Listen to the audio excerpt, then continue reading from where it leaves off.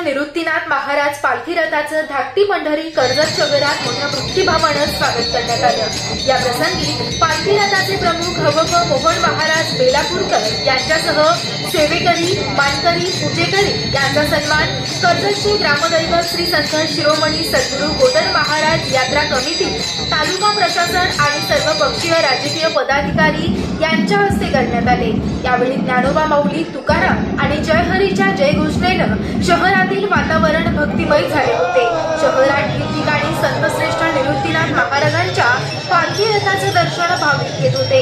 यावेळी मोठ्या संख्येनं जनसमुदाय, पंचक्रोशीतील ग्रामस्थ आणि भाविक उपस्थित होते। पालखी रथ आणि सोबत असणाऱ्या सर्व दिंडीतील वारकरी भाविकांचे फटाक्यांची आतिषबाजी, आकर्षक रांगोळी, फुलांची उधळण तसेच शालेय मुलांच्या झांज पथकाच्या तालात पालखी शहरात दाखल झाली।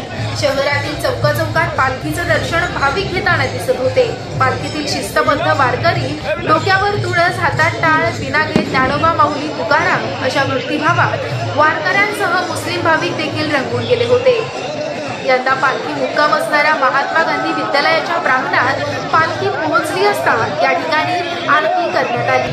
शहरात ठिकठिकाणी विविध सामाजिक संघटनेच्या वतीनं जेवणाची पंगत, चहा पाण्याची व्यवस्था करण्यात आली होती। श्री संतश्रेष्ठ निवृत्तीनाथ महाराज पालखीच्या आगमनानं कर्जत शहरातील वातावरण भक्तिमय झालं होतं। जय हरीच्या घोषणेनं शहर भक्तिमय रसात न्हाऊन निघाले। पोलीस प्रशासनानं चोख व्यवस्था राखत वाहतुकीचं नियंत्रण करत वारकरी भाविकांना पालखीस्थळी पोहोच करण्यात महत्त्वाची भूमिका निभावली। तर वारकऱ्यांची आरोग्य सेवा राखण्यात विविध ठिकाणी वैद्यकीय पथके तैनात करण्यात आली होती। कर्जत दर्शन न्यूज सह कॅमेरामॅन दिलीप अनरसे।